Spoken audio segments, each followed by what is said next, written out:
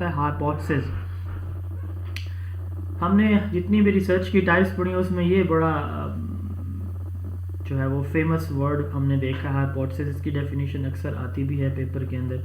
Hypothesis किसको कहते हैं? हाइपोथेसिस कहते हैं किसी मसले का आप आर्जी सोल्यूशन जो खुद निकाल लेते हैं। हाइपोथेसिस ये होता है कि आप समझते हैं कि आपके इस मसले की वजह ये है, ऐन मुमकिन है कि वो वजह साबित हो जाए, ऐन मुमकिन है कि वो उसकी वजह साबित ना हो। आप लोगों को याद होगा कि जब कोविड आया था तो पहले ये कहा गया कि ये तो बाय एयर फैलता है, आप तो घर से बाहर ही ना निकलें।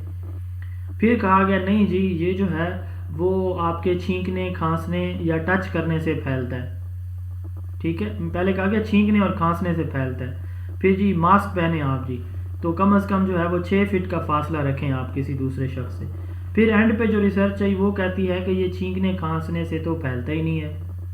ठीक है, तो बात करने का मकसद ये हाइपोथेसिस बनते रहे कि ये ऐसे होता है, फिर कुछ एक्सेप्ट होते रहे, कुछ रिजेक्ट होते रहे। तो हाइपोथेसिस बेसिकली आपके प्रॉब्लम का आप समझते हैं कि ये उसका हल होता है, आर्जी सोल्यूशन आप देखते हैं और उस पर फिर आप डाटा कलेक्शन करते हैं। ठीक है, हाइपोथेसिस इज अ प्रोविजनल और टेम्परेरी गेस और supposition about the research problem.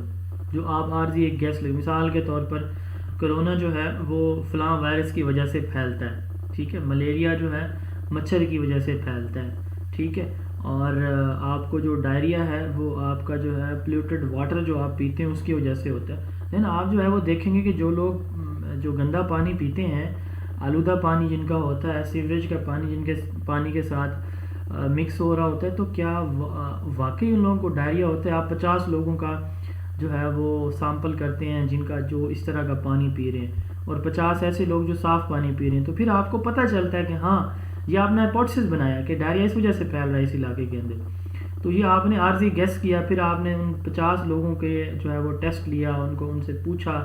ठीक है, हेपेटाइटिस इसी वजह से वो होता है, तो आपने इस तरह उनको 50 लोगों का जो है वो सैंपल लिया, उनको देखा कि उनको हेपेटाइटिस है या नहीं है। तो इस तरह से आप एक आर्जी हल ढूंढते हैं और फिर उसके बाद उस पर एक्सपेरिमेंटेशन करते हैं। तब आपको पता चलता है कि जो आपको जब बात लगी थी, यानी हाइपोथेसिस जो आपने बनाया था वो ठीक था या गलत था। Hypothesis is a provisional guess or supposition about the research problem. इसको हम टेंटेटिव एक्सप्लेनेशन, टेंटेटिव सोल्यूशन भी बोलते हैं, लिख लेंगे। इसका इसके सिनोनिम्स क्या हैं? Tentative explanation, tentative solution. Tentative किसको कहते हैं? जो फाइनल हाथ में नहीं होता, आर्जी होता है, जिसको अभी प्रूव या रिजेक्ट होना होता है। ठीक है, analogy, similarities. Researcher can frame hypothesis on the basis of research already conducted. ये बड़ा एक इंपॉर्टेंट पॉइंट है कि हाइपोथेसिस हम कब बनाते हैं, कैसे बनाते हैं? लिटरेचर रिव्यू से बनाते हैं। What is mean by literature review? जो रिसर्च पहले किसी टॉपिक पे हो चुकी होती है तो हमें पता चल जाता है कि उसमें ये इस प्रॉब्लम का ये सोल्यूशन था, तो हमें एक क्लू मिल जाता है, हम भी अपने प्रॉब्लम के अंदर वही उसी तरह का हाइपोथेसिस बना लेते हैं। अब इसका फ़ायदा क्या होता है? देखिए, हाइपोथेसिस जो है वो लाजमी नहीं हमेशा ठीक हो। ठीक है, इसको आप वेरीफाई और टेस्ट करते हैं। ठीक है, इसको आप एक्सेप्ट या रिजेक्ट कर सकते हैं। ये आपके रिसर्च प्रॉब्लम का आंसर भी होता है। मलेरिया मच्छर से फैलता है, मिसाल के तौर पर आपका प्रॉब्लम मलेरिया कैसे फैलता है, तो जवाब है हाइपोथेसिस है। रिसर्च प्रॉब्लम है हाउ मलेरिया स्प्रेड, मलेरिया कैसे स्प्रेड होता है। आंसर था, यानी हाइपोथेसिस था, आर्जी आंसर वो था कि mosquito is the cause of spread of malaria disease.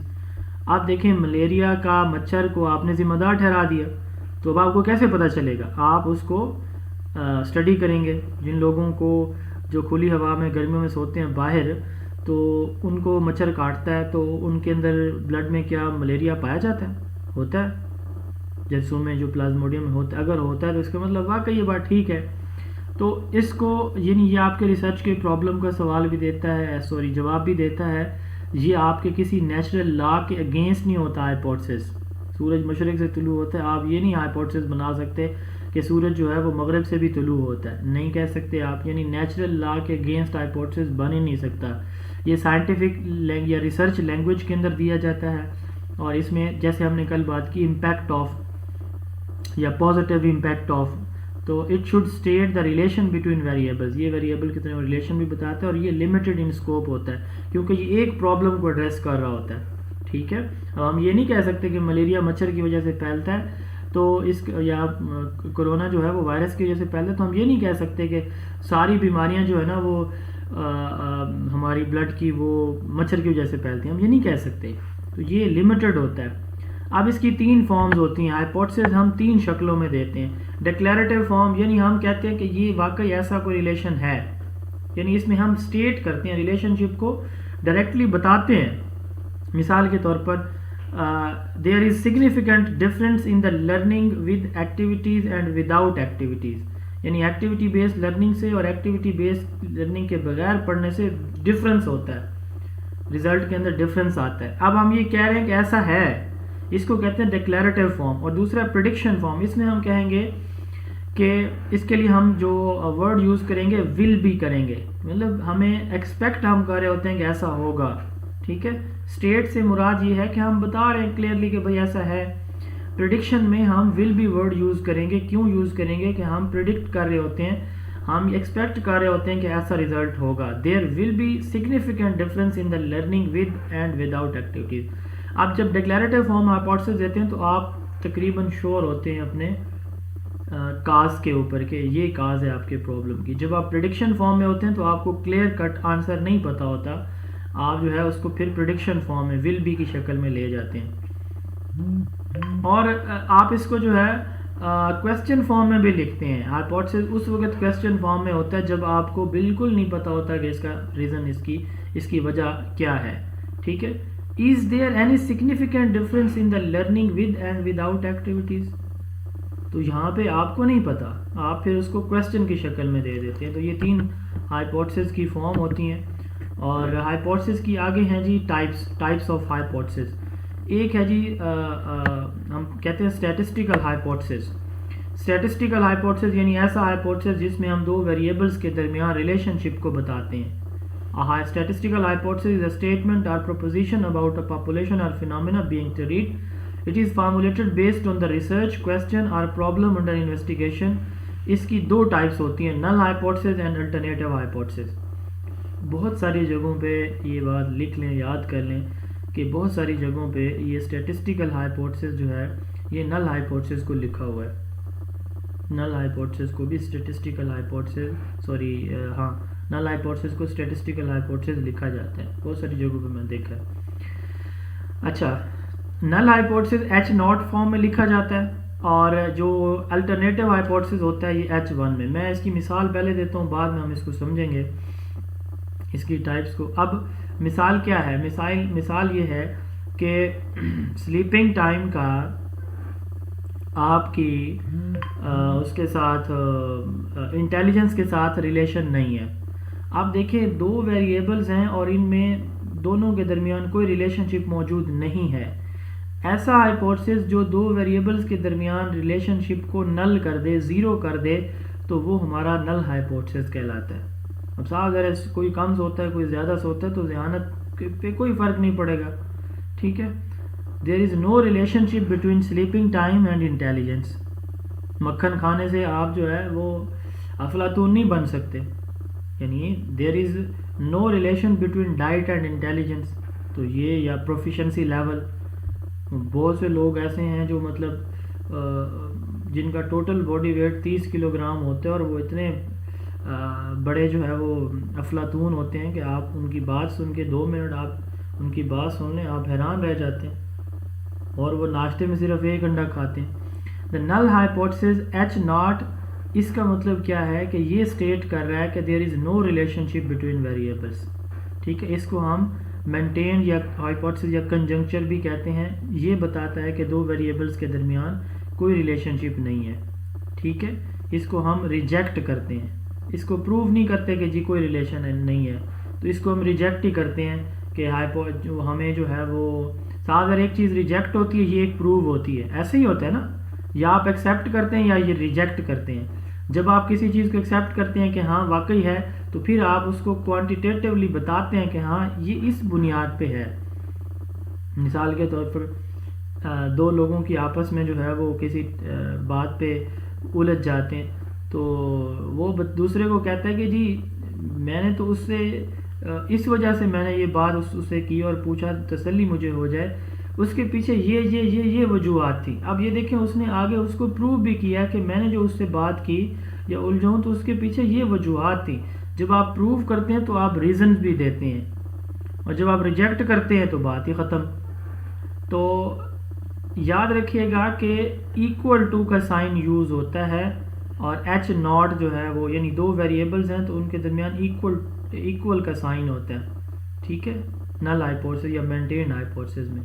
There is no significant difference in the learning with and without activities, there is no significant difference in sleeping time and intelligence level, ठीक है, IQ level.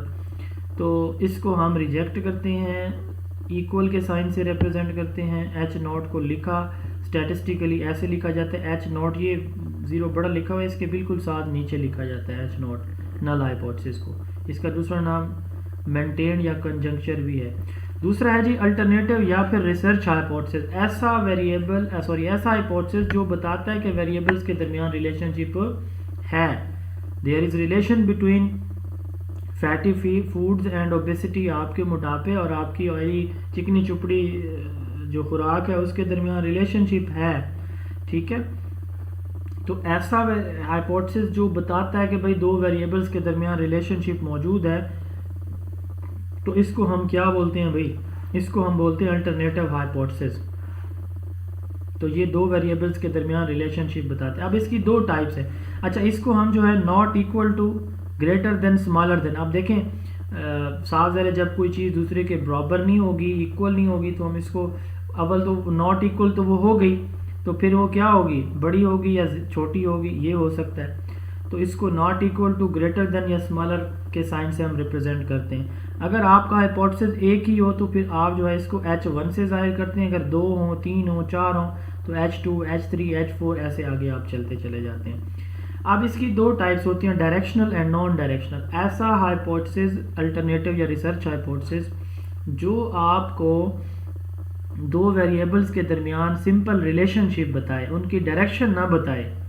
Direction से क्या मुराद है, मिसाल के तौर पर smoking से लंग कैंसर के इम्कानात बढ़ जाते हैं। अब यहाँ पे आपको डायरेक्शन बताई जा रही है आपके हाइपोथेसिस के अंदर ही कि स्मोकिंग जो है इससे रिस्क, कैंसर रिस्क जो है वो, smoking increase the risk of the cancer, lung cancer. आप देखें, आपको डायरेक्शन दी जा रही है कि स्मोकिंग अगर आप करेंगे तो आपके लंग कैंसर जो है वो क्या हो जाएगा, उसके चांसेस बढ़ जाएंगे। आपको डायरेक्शन दी जा रही है, ठीक है। अगर सिंपली ये स्टेटमेंट यूँ होती कि स्मोकिंग अफेक्ट्स लंग्स, ठीक है। अब देखें यहाँ पे आपको नहीं बताया जा रहा कि किस तरह का उसका असर है, कम करता है लंग्स के प्रॉब्लम को, ज़्यादा करता है, नहीं बताया जा रहा। सिर्फ इतना बताया जा रहा है कि स्मोकिंग जो है इज इंजूरियस फॉर लंग्स, ठीक है। तो इस तरह के हाइपोथेसिस को हम नॉन डायरेक्शनल हाइपोथेसिस कहते हैं, जो नहीं बताता रिलेशनशिप या इफेक्ट्स की डायरेक्शन नहीं बता रहा हमें, ठीक है, उसको नॉन डायरेक्शनल हाइपोथेसिस कहते हैं हम। और ऐसा वेरिएबल जो हमें डायरेक्शन भी बताए कि ये चीज़ आपने की तो इससे आप जो है रिजल्ट इंक्रीज होंगे या डिक्रीज होंगे, तो ये आपका डायरेक्शनल हाइपोथेसिस कहलाएगा, ठीक है। Learning through activity based teaching methodologies increase the academic performance of students. अब इसमें देखें बता दिया गया है कि वो इंक्रीज करता है, ठीक है, ठीक है। Uses of insulin decrease the blood glucose level. अब देखें इसमें डायरेक्शन बता दी गई कि इसको आप ज़्यादा करते हैं तो दूसरी चीज़ कम हो जाएगी, ठीक है। अगर इन्हीं स्टेटमेंट को मैं यूँ लूँ कि जो है वो insulin affects blood glucose level, तो अब इसमें नहीं बताया गया कि वो कम करती है, ज़्यादा करती है, तो ये आपका नॉन डायरेक्शनल होता। चलिए एक एग्जांपल पूछ लूँ फिर आप लोगों से इसी की।